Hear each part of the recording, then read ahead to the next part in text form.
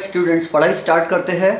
Today we are going to start a new chapter and that new chapter is chapter number 14, dual nature of radiation and matter.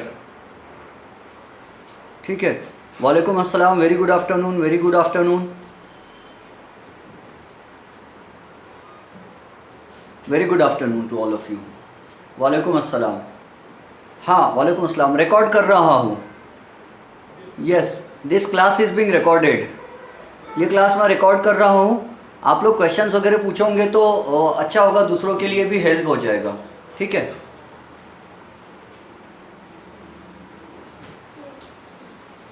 So we are starting chapter number 14, dual nature of radiation and matter. Chapter 14, dual nature of radiation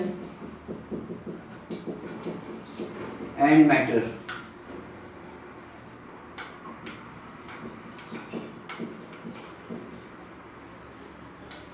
So dual nature of radiation and matter. This is the chapter that we are going to study today. We are going to start it. So see, सबसे पहले in this very first chapter we have to study about the dual nature of radiation. हमने कुछ experiments पढ़े हैं जो prove करते हैं कि matter is made up of radiation, sorry matter बोल रहा हूँ, light is radiation. Light electromagnetic waves है, ये हम पढ़ चुके हैं। लाइट रेडिएशन होता है, ये हम पढ़ चुके हैं। और वो कैसे प्रूव होता है? So we studied Young's double slit experiment. Young's double slit experiment में एक चीज ये होती है कि if there is a source of light, यहाँ से सोर्स ऑफ लाइट, तो लाइट की वेव्स निकल रही है और यहाँ स्प्रेड हो रही है, लाइट की वेव स्प्रेड होके जा रही है। What is this concept called? Diffraction, है ना? The spreading of light, the bending of light around the corners of an obstacle and reaching into the region of geometrical shadow is called diffraction of light.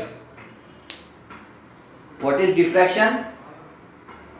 The phenomenon of bending of light around the corners of an obstacle and reaching into the region of geometrical shadow is called diffraction or diffraction of light, which was discovered by Grimaldi, physicist. अब यहाँ भी ये whole में से भी जब light निकलेगा इस स्लिट में से, तो यहाँ भी डिफ्रैक्शन ऑफ लाइट होगा, यहाँ से भी लाइट स्प्रेड होके निकलेगा। And in this area, in this common area, the two light waves will interfere. Young's double slit experiment is about interference of light. हम पढ़ चुके हैं, इतने एरिया में लाइट इंटरफियर होगा। सो इंटरफियरेंस ऑफ लाइट क्या शो करता है? डिफ्रैक्शन ऑफ लाइट क्या शो करता है? कि light is a wave. Diffraction of light show करता है कि लाइट इज अ वेव, क्योंकि वेव ही तो स्प्रेड होती है ऐसी, यहां भी स्प्रेड हो रही है। दोनों स्लिट्स S1 एंड S2 से लाइट वेव जब निकल रही है तो स्प्रेड हो रही है।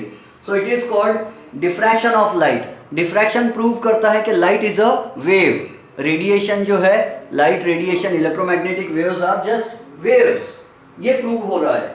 एंड इंटरफियरेंस ऑफ लाइट जो हो रहा है, इंटरफियरेंस ऑफ लाइट से भी ये साबित होता है कि लाइट वेव है, क्योंकि डिफ्रैक्शन हो रहा है इसीलिए इंटरफियरेंस हो रहा है। और इंटरफियरेंस प्रूव करता है कि light is a wave, light wave है। तो कौन कौन से एक्सपेरिमेंट शो कर रहे हैं? ये शो कर रहे हैं। नेक्स्ट एक और कॉन्सेप्ट है polarization of light waves. Sound waves can not be polarized, light waves polarize हो सकते हैं। मैंने आपको समझाया था कि लाइट में भी वर्टिकली पोलराइज्ड और इट में भी हॉरिजॉन्टली पोलराइज्ड। अगर मैं यहाँ एक पोलरॉइड लगा देता हूँ जिसकी ऑप्टिकल एक्सिस वर्टिकल है, खिड़की, do you remember sun glasses के बारे में बात किया था मैंने? सन ग्लासेस, एरोप्लेन के ग्लास विंडोज और एरोप्लेन का जो विंड स्क्रीन रहता है सामने का, ये सब चीजें क्या होती है? पोलरॉइड शीट से बनी होती है, पोलराइजर से बनी होती है। तो अगर vertically electric field vector vertical यानी वर्टिकली पोलराइज्ड लाइट वेव आ रही है और ये वर्टिकल होल में से जा रही है, तो it will come on to the other side. लेकिन अगर हॉरिजॉन्टली पोलराइज्ड लाइट आ रहा है, इसमें अगर हॉरिजॉन्टली पोलराइज्ड लाइट आ रहा है हॉरिजॉन्टल, तो अटक जाएगा, ब्लॉक हो जाएगा ये पोलराइजर में। तो polarization of light also shows that light is a wave. Polarization क्या शो करता है? कि लाइट वेव है। इंटरफियरेंस क्या शो करता? लाइट वेव है। डिफ्रैक्शन क्या शो करता? लाइट वेव है। ये एक्सपेरिमेंट्स प्रूव करते हैं कि light is a wave. Understood? हमने बहुत सारी चीज़ों के बारे में पढ़ चुके हैं कि लाइट वेव है, ये किस किस से प्रूव होता, इंटरफियरेंस, ठीक है, reflection, refraction, interference, diffraction, polarization, ये सब शो करते कि लाइट रेडिएशन है, लाइट इज अ वेव। लेकिन जैसे कि बहुत सारी इलेक्ट्रोमैग्नेटिक वेव्स है, but Max Planck was a physicist, Max Planck was a physicist who first gave the concept of light being a wave, light being a particle. Who gave this? Max Planck's quantum theory of light. Max Planck's quantum theory of light was the first theory, quantum theory of light. Max Planck की quantum theory of light which was given in 1901, 1905 में। देखो, if you remember chapter number, मैंने आपको इसमें interference and diffraction में समझाया था कि सबसे पहले आइंस्टाइन ने, सॉरी न्यूटन ने कहा था 1665 में कि, वाज इट 1665? यस, 1665 में न्यूटन ने कहा था कि light is made up of corpuscles, है ना। He gave the way light की corpuscular theory of light. He said light is made up of particles. लेकिन न्यूटन की कुछ गलतियां हो गई थी। He said speed of light in denser medium is greater than speed of light in rarer medium.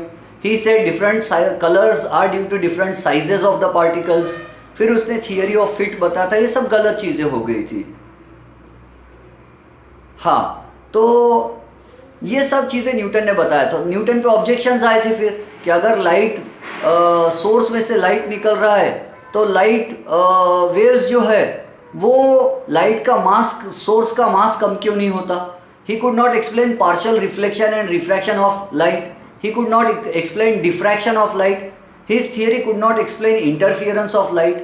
तो हाँ, तो ये सब चीज़ें जो है न्यूटन की थियरी बेचारे को शांत कर दिए थे लोगों ने, पब्लिक ने। अब क्या हुआ, तो फिर से 1901 में वही बाढ़ आई और वही एक मौसम आया, और इस मौसम में मैक्स प्लैंक ने ये प्रपोज किया कि light is made up of particles. Light consist of small particles, small bundles और packets of energy. Max Planck ने क्या किया, मैक्स प्लैंक ने कहा कि light is made up of certain quanta of energy. Quantum theory of light, इससे एक नया ब्रांच चालू हो गया फिजिक्स में, and that is called quantum physics. जो न्यूटन का फिजिक्स था वो क्लासिकल फिजिक्स था, और ये क्वांटम फिजिक्स है। क्वांटम का मतलब होता है a small quantity, a small quantity contained in a packet, या सिर्फ स्मॉल बोलने के बजाय मैं अ क्वांटिटी बोल देता हूँ, कंटेन्ड इन अ पैकेट। अब वो स्मॉल है या बिग है वो हम बाद में समझेंगे। Contained in a packet, contained in a packet भी बोलना जरूरी नहीं है। क्वांटम का मतलब होता है कि he said light consists of quanta of energy. If this is a source of light, मान लो ये एक बल्ब है, तो न्यूटन ने कहा, पुराने जमाने के लोगों ने, न्यूटन ने कहा था लाइट के पार्टिकल्स निकलते हैं। हाइगन्स ने कहा था लाइट वेव्स है, लेकिन उसने कहा था लॉन्गिट्यूडिनल वेव्स है, वो गलत हो गया था हाइगन्स। फिर उसके बाद में जेम्स क्लार्क मैक्सवेल ने आया, जिन्होंने कहा कि लाइट इलेक्ट्रोमैग्नेटिक वेव्स है। तो जेम्स क्लार्क मैक्सवेल की थियरी आज भी सही मानी जाती है, लाइट इलेक्ट्रोमैग्नेटिक वेव्स है, सच बात है। उसके बाद में मैक्स प्लैंक की थियरी आई चौथे नंबर पर। सबसे पहले थियरी दिया न्यूटन ने 1665, फिर क्रिश्चियन हाइगन्स ने दिया थियरी 1678 में। लेकिन हाइगन्स की गलती क्या हो गई थी, ही said light is a wave, ये बात सही कहा, लेकिन लॉन्गिट्यूडिनल वेव कह दिया, और लुमिनिफेरस ईथर वगैरह वो सब चीज़ें गलत हो गई थी।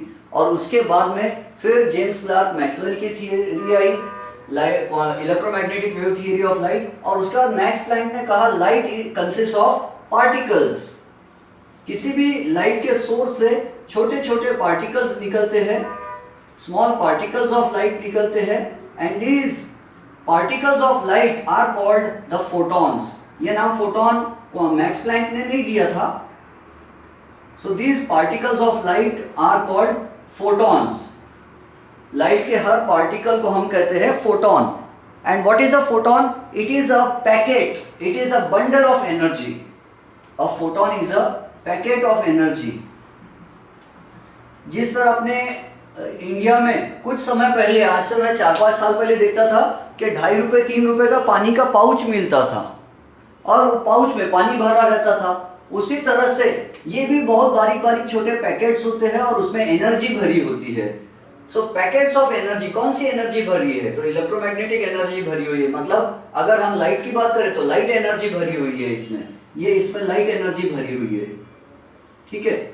एंड कितनी लाइट एनर्जी भरी हुई है मैक्स प्लैंक से पूछा गया था, how much? So he said energy contained in each photon is equal to h into nu. Directly लिख रहा हूं मैं, energy is directly proportional to frequency. He said energy contained in a photon is directly proportional to the frequency of the radiation and यानी photon radiation. Zoom करूं? Yes.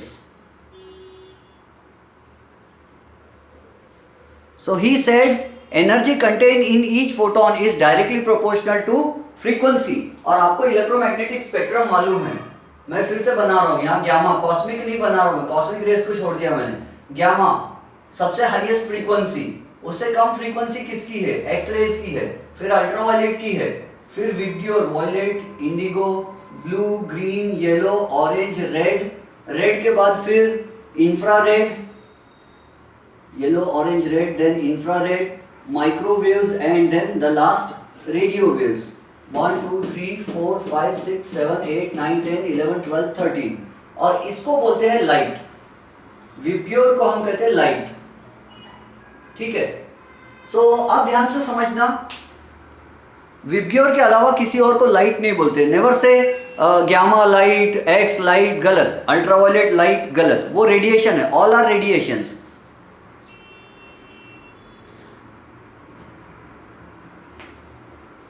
अब ध्यान से कहानी समझो कि मैक्स प्लैंक ने सबसे पहले अपनी हाइपोथेसिस दी।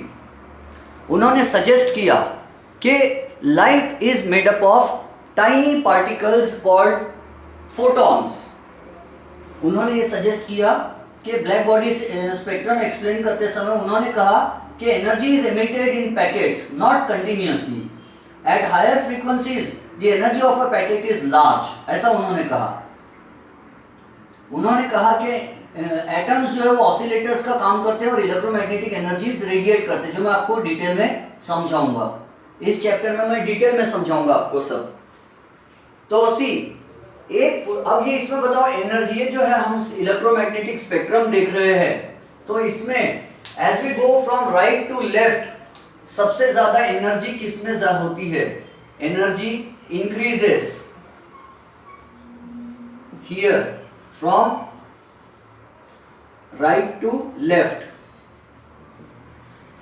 सबसे ज्यादा एनर्जी किसके फोटोन में होती है?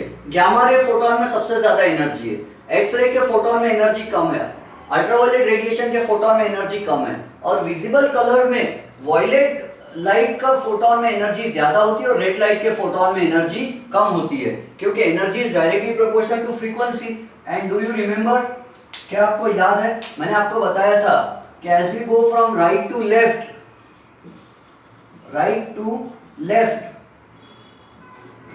फ्रीक्वेंसी क्या होती है? Frequency increases. सबसे कम फ्रीक्वेंसी रेडियो वेव्स की है, उससे भी कम फ्रीक्वेंसी माइक्रोवेव्स की, उससे कम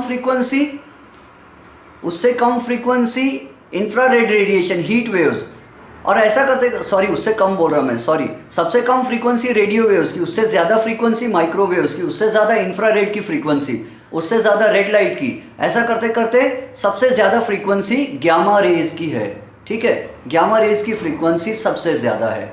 ये इलेक्ट्रोमैग्नेटिक स्पेक्ट्रम को याद रखना, इस चैप्टर में हमारे काम आने वाला है ये क्वांटम थियरी, ठीक है। अब क्वांटम थियरी को सपोर्ट कौन सा एक्सपेरिमेंट करता? अच्छा, न्यूटन की क्या प्रॉब्लम थी मालूम है? न्यूटन से लोगों ने पूछा था कि अगर कोई बल्ब में से लाइट के पार्टिकल्स निकलते तो बल्ब का मास हल्का क्यों नहीं हो जाता? Why doesn't the mass of the bulb decrease? So Newton was not able to give the answer. But here Max Planck की थ्योरी मानती है the rest mass of a photon is zero. The rest mass of a photon is zero. तो मास को ही zero बोल दिया उन्होंने, rest mass को। तो अगर सोर्स ऑफ लाइट में से अगर लाइट के फोटॉन्स निकल भी रहे तो उसका मास कम क्यों नहीं हो रहा? Because the rest mass of a photon is suppose to be 0। अब इस एक्सपेरिमेंट को सपोर्ट इस थियरी को सपोर्ट करने वाले ये मैंने लिखा E is equal to h into nu. E is equal to h into nu where H is called Planck's constant. ये क्या है? Planck's constant. और इसकी वैल्यू कितनी है? तो इसकी वैल्यू हम लेंगे, जितने भी न्यूमेरिकल सॉल्व करेंगे, 6.63 इंटू 10⁻34 यूनिट होगा जूल सेकंड। कैसे यूनिट आया मैं समझा दूंगा। एनर्जी का ऐसा यूनिट क्या है? जूल है। और ये फ्रीक्वेंसी h है, ये फ्रीक्वेंसी इधर आ जाएगा और फ्रीक्वेंसी के लिए हम क्या लिखते हैं? पर 1/सेकंड लिखते हैं, वो न्यूमरेटर में आएगा तो joule second. So 6.63 into 10⁻34 joule second. Energy contained in one photon is equal to h into nu. याद रहेगा आपको? Where nu is the frequency of the radiation and h is Planck's constant. h is Planck's constant. अब देखो जो experiment है, ये experiment, this experiment was performed by 2 students of the physicist Hertz. Heinrich Rudolf Hertz के 2 students थे, Lenard and हॉलवॉश। Lenard and हॉलवॉश, उन्होंने ये experiment किया और उनके एक्सपेरिमेंट का कंक्लूजन जो है वो निकाला है। लेनार्ड एंड हॉलवॉश ने ये एक्सपेरिमेंट किया था और ये थे स्टूडेंट्स थे ये दोनों किसके? हर्ट्ज के। और एक्सपेरिमेंट इन्होंने किया और कंक्लूजन हर्ट्ज ने निकाला था, इसलिए हर्ट्ज का नाम फेमस हो गया।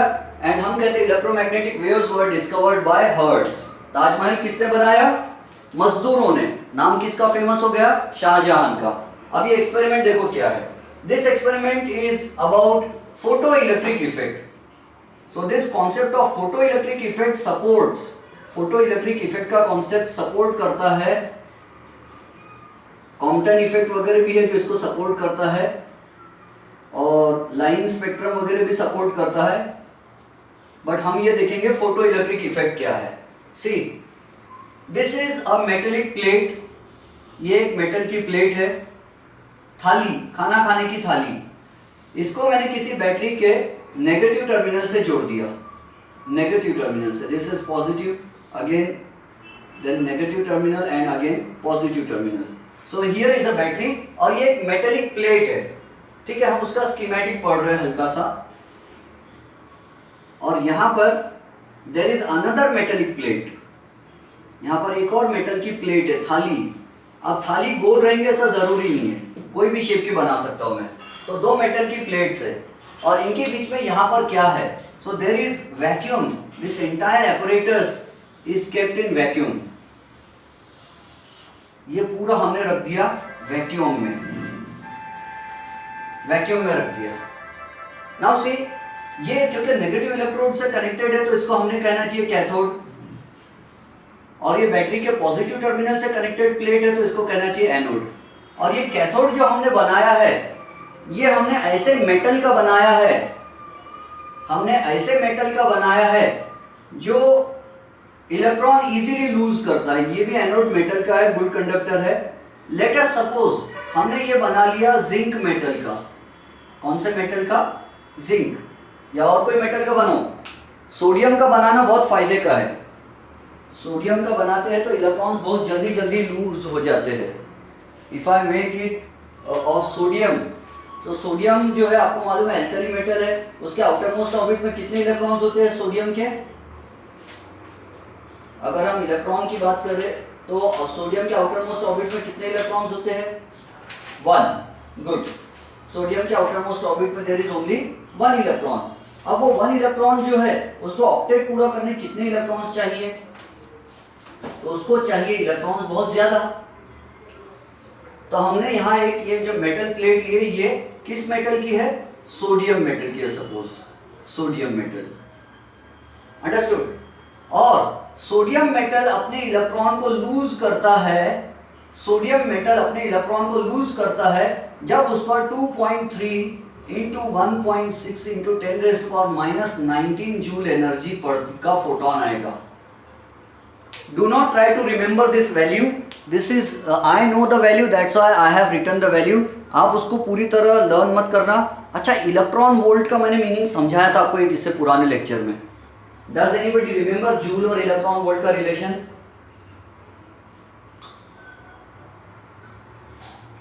देखो मैं समझाता हूं।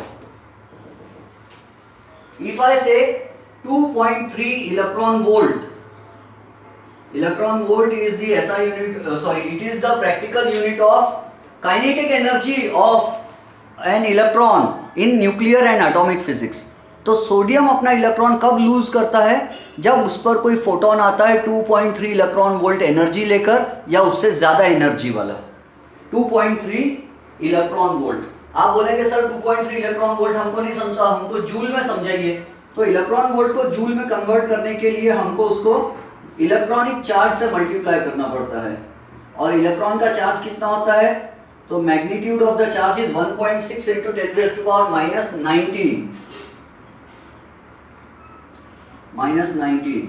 तो अब ये दोनों वैल्यूज को मल्टीप्लाई कर दिया। अगर मैंने समझो 16 3 48 कैरी 4, 16 2 32 + 4 36, 36.8 into 10 - 19 जूल। अब ये वैल्यू आप याद रख लो, 36.8 into 10 - 19 जूल। या इलेक्ट्रॉन वोल्ट में इजी है याद रखना, 2.3 इलेक्ट्रॉन वोल्ट। सी, यहां से लाइट के फोटॉन्स आए, ये हमने सोर्स लिया, source of light, source of radiation लिया। यहां से हमने लाइट के फोटॉन्स भेजे। ये क्या आ रहे हैं ऊपर से? लाइट के फोटॉन्स आ रहे हैं। These are the photons, incident photons, आने वाले फोटॉन्स। जहां जहां आपको समझ में आ रहा है यस बोलना, नहीं समझ में आएगा तो बोलना मुझे, I will explain again. So incident photons आ रहे हैं, ठीक है। And each photon has energy. Rehan, what is the difficulty? Question पूछना हो क्वेश्चन पूछो। You can ask a question through a voice message और NA फर्स्ट ग्रुप। जरा जूम करिए, थोड़ा ब्लर हो रहा है। ओके, ऑडियो अटक रहा है। 1 मिनट, ऑडियो अटक रहा है तो नो प्रॉब्लम। एक्चुअली मैं नहीं चाहता कि बहुत सारा टाइम वेस्ट हो।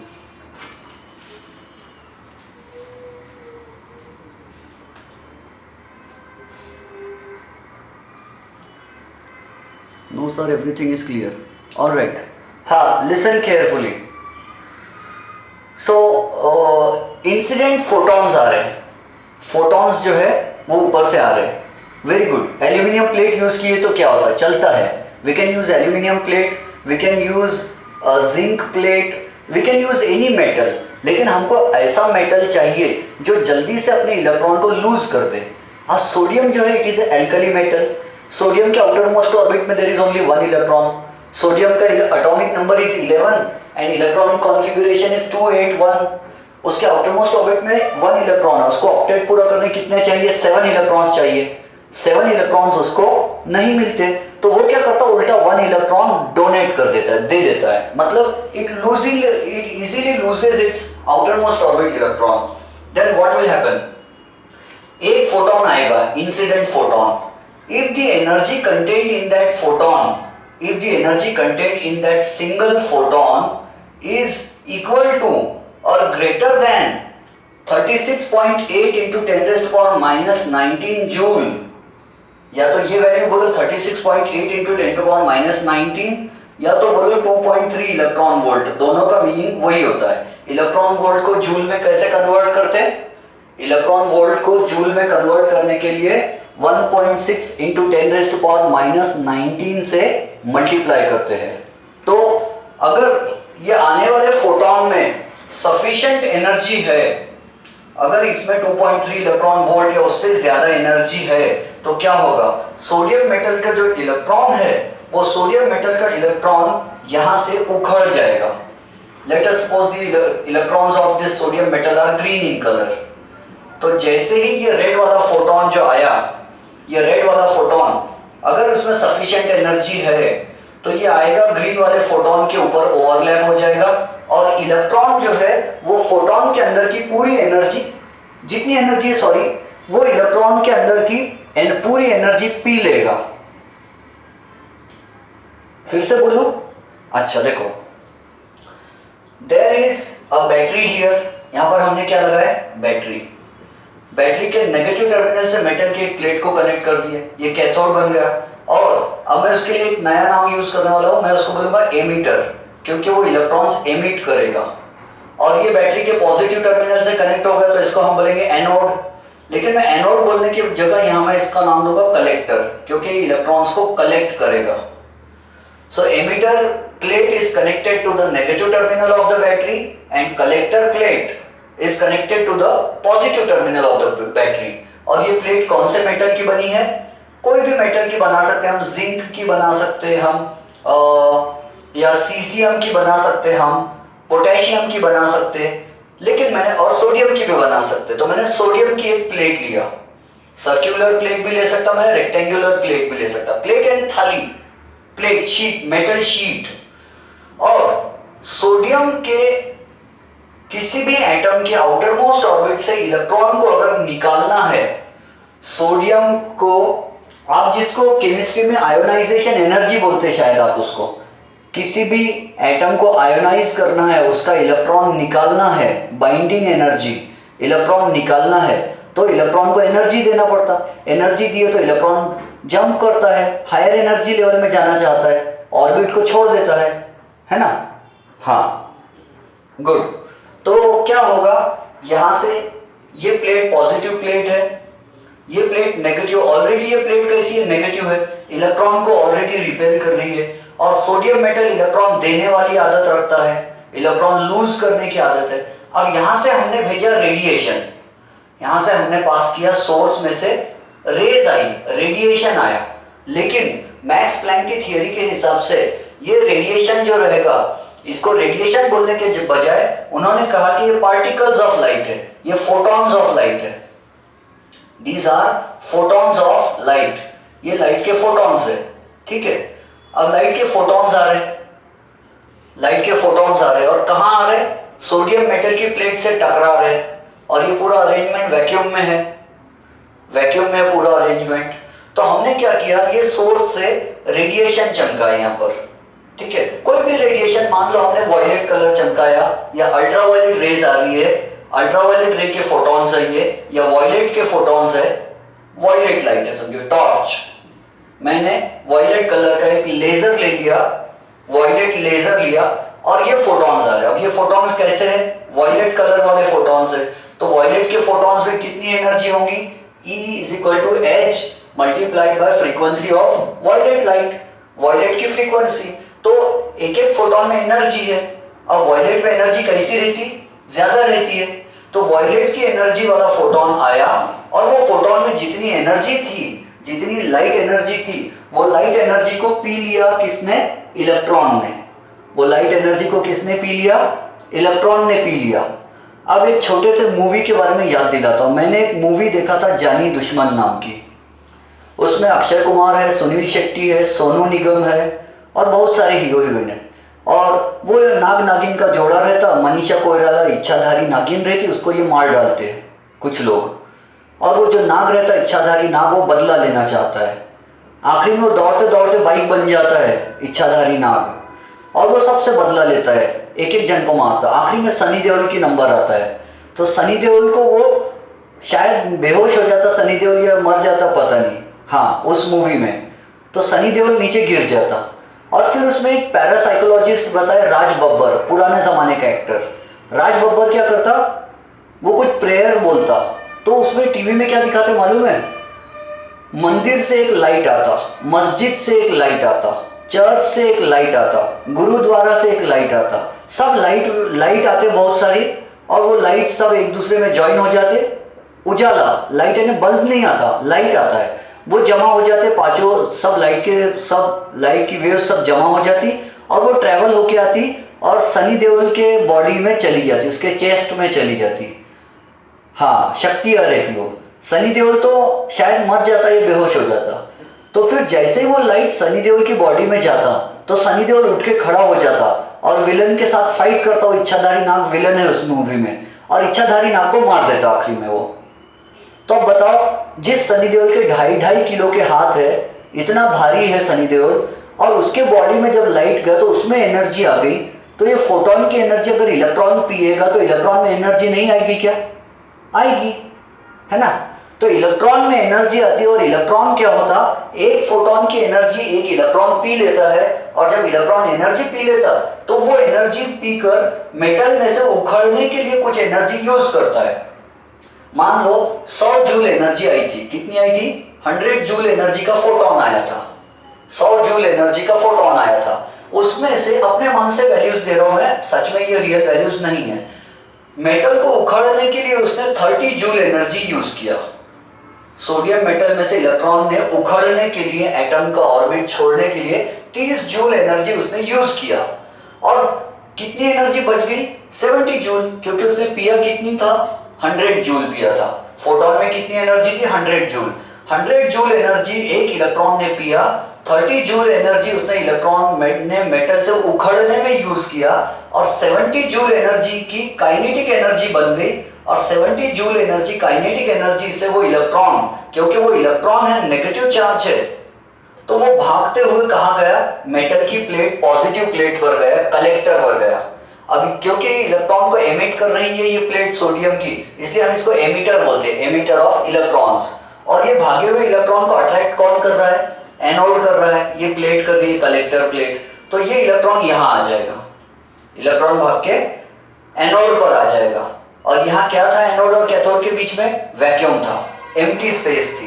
वैक्यूम में से इलेक्ट्रॉन भाग के आया, और जैसे वो ये प्लेट पर आया तो प्लेट में से वायर में घुस गया, वायर में से इलेक्ट्रॉन भाग रहा है, और इलेक्ट्रॉन तो भाग रहा है, मतलब क्या हो रहा है? करंट बन रहा है। और ये करंट बहुत कम है समझो, तो हमने यहाँ माइक्रो एमीटर लगा दिया। क्या लगाया हमने? माइक्रो एमीटर लगाया, ताकि वो करंट को माइक्रो एम्पियर्स में मेजर कर सके। करंट की वैल्यू बहुत कम है, माइक्रो एम्पियर्स में है, वो करंट को मेजर करे। तो सर्किट कंप्लीट हो गया, करंट फ्लो होना चालू हो गया। कहानी समझ रहे हो? ये बात समझ में आ रही है मेरी? फोटोन की एनर्जी इलेक्ट्रॉन ने पिया, इलेक्ट्रॉन उखड़ गया। कहां से उखड़ गया? कैथोड से उखड़ गया, एमिटर से उखड़ गया। कितनी एनर्जी खर्च के उखड़ने के लिए? 30 जूल। बची हुई 70 जूल का क्या किया उसने? तो 70 जूल को काइनेटिक एनर्जी बना के भाग रहा है। कहां पे भाग रहा है? वैक्यूम में भाग रहा है। वैक्यूम में भागते भागते कहां चले गया वो? एनोड के पास गया, क्योंकि इलेक्ट्रॉन का चार्ज नेगेटिव है और कलेक्टर ने उसको अट्रैक्ट कर लिया, कलेक्ट कर लिया, और फिर वो बैटरी के पॉजिटिव टर्मिनल तक पहुंचा।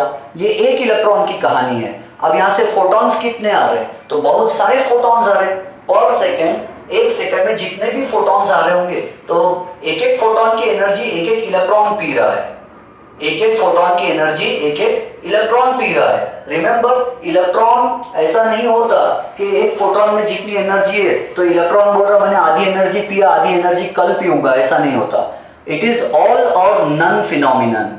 ऑल और नन यानी इलेक्ट्रॉन या तो फोटॉन की पूरी एनर्जी पी लेगा, नहीं तो नहीं पिएगा, पिएगा तो पूरी एनर्जी पिएगा। तो बहुत सारे फोटॉन्स आ रहे हैं तो बहुत सारे इलेक्ट्रॉन्स उखड़ रहे हैं, और हर इलेक्ट्रॉन को एनर्जी लगभग सेम लग रही, 30 जूल 30 जूल 30 जूल। मैंने अपने मन से वैल्यू लिया, सबको 30 जूल 30 जूल लग रही है। और सब फोटॉन कितनी एनर्जी लेके आ रहे हैं? 100 जूल 100 जूल। सब photon, each photon is carrying an energy of, each incident photon is carrying an energy of 100 joule. Out of that 100 joule, 30 joule is used to pull out the electron from the metal surface.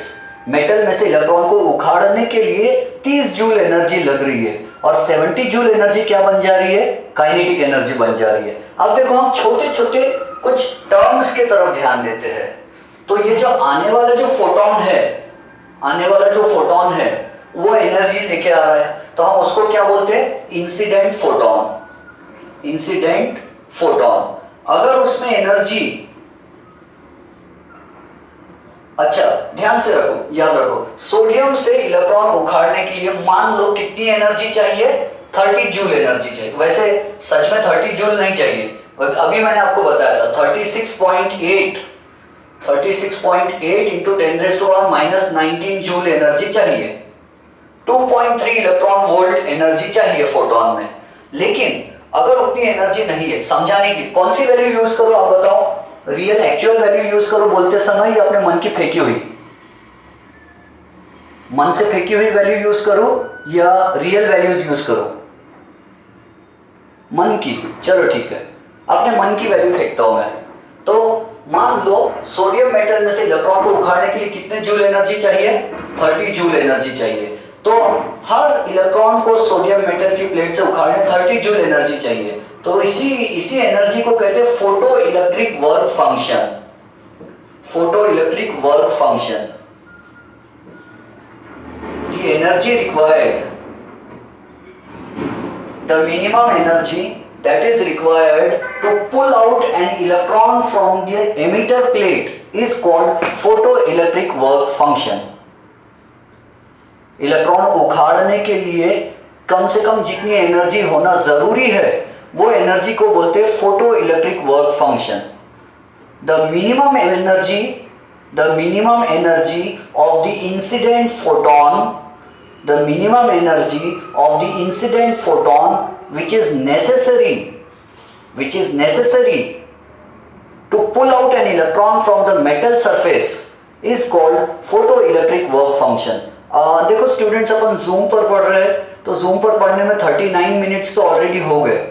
अब आप बताओ मैं lecture continue करूं, double से link भेजूं या नहीं भेजूं? And कर दूं ये? ठीक है, नहीं भेजूंगा। All right. Some are saying continue, लेकिन जिन्होंने नहीं कहा मैं उनके लिए चल देता हूं। We will stop. तो अब ध्यान से समझो, फोटो इलेक्ट्रिक वर्क फंक्शन की डेफिनेशन क्या है? The minimum energy of the incident photon which is देखो थ्रेशोल्ड फ्रीक्वेंसी की भी डेफिनेशन मैं समझाता हूं आपको। The minimum energy which is required, ध्यान से समझना, कंफ्यूज मत होना, डेफिनेशन में कंफ्यूज मत होना। थ्रेशोल्ड फ्रीक्वेंसी और फोटो इलेक्ट्रिक वर्क फंक्शन में कंफ्यूज मत होना।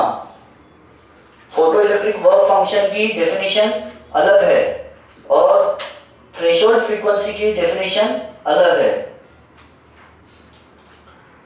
The minimum energy of the incident photon, ठीक है, the minimum energy of the incident photon that is necessary to pull out an electron from the metal is called photoelectric work function.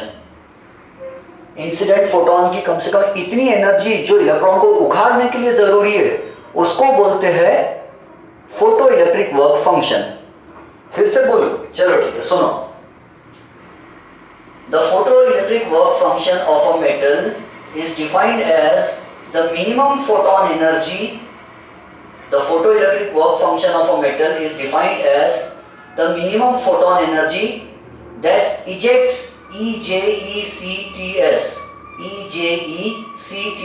ejects an electron from the metal. Eject word नहीं जमता तो pull out लिखो, PULL, pull OUT out. The photoelectric work function of a metal is defined as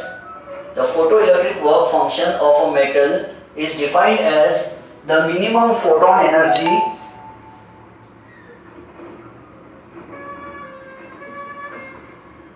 the photoelectric work function of a metal is defined as the minimum photon energy that ejects or pulls out an electron from the metal।